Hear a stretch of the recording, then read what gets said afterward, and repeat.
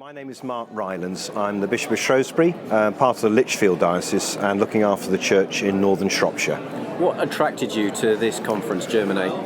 Well, I was here 2 years ago, and it seemed to be the big rural conference for the churches in the nation, gathering together all sorts of different denominations and groupings to think about the best thoughts and plans for mission in rural churches.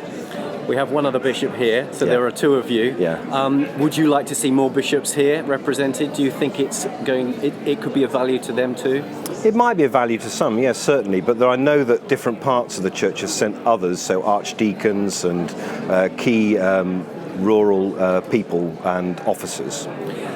So the connection between urban, suburban and rural, as a bishop, you get that privilege of the oversight of that.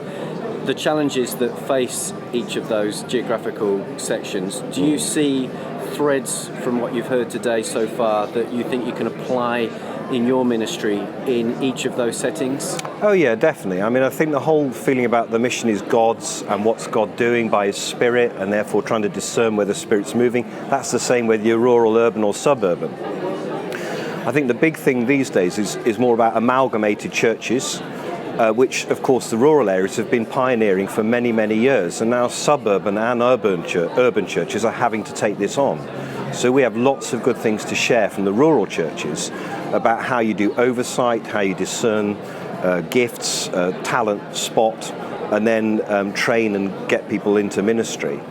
So I think it's a very, imaginative and fertile time for ideas and way forward for the church. So any aha moments, any light bulb nuggets this morning?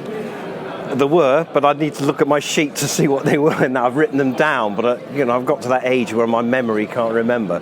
But I think particularly what came across was the enthusiasm and passion for God's mission and excitement of what God is doing in local areas. We can do mission. You get to some places where people think we can't do, but today we've seen a lot of people say, well, we've seen God at work.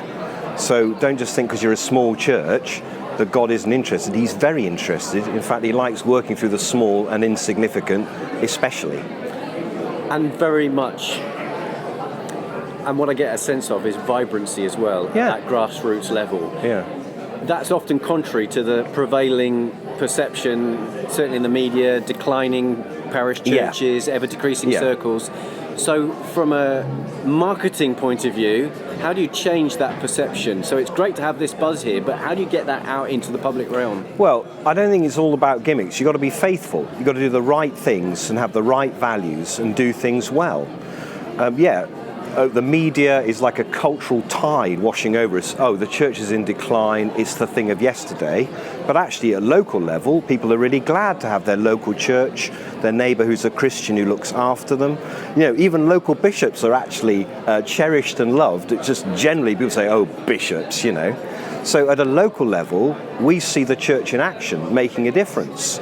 Particularly, food banks, Christians Against Poverty, neighbourhood schemes, driving people to church, creating community. There's lots that's going on at a local ground level. It's just that the papers and media don't always pick up on that because they particularly like bad news. And, it's not about bad news, we're about the good news. And the truth is, people are pretty fed up with bad news as well, aren't they? Yeah. So I think we've got to be faithful, do the right things, have the right values, and try and be open to what God is doing. And these things will grow as we see local churches growing.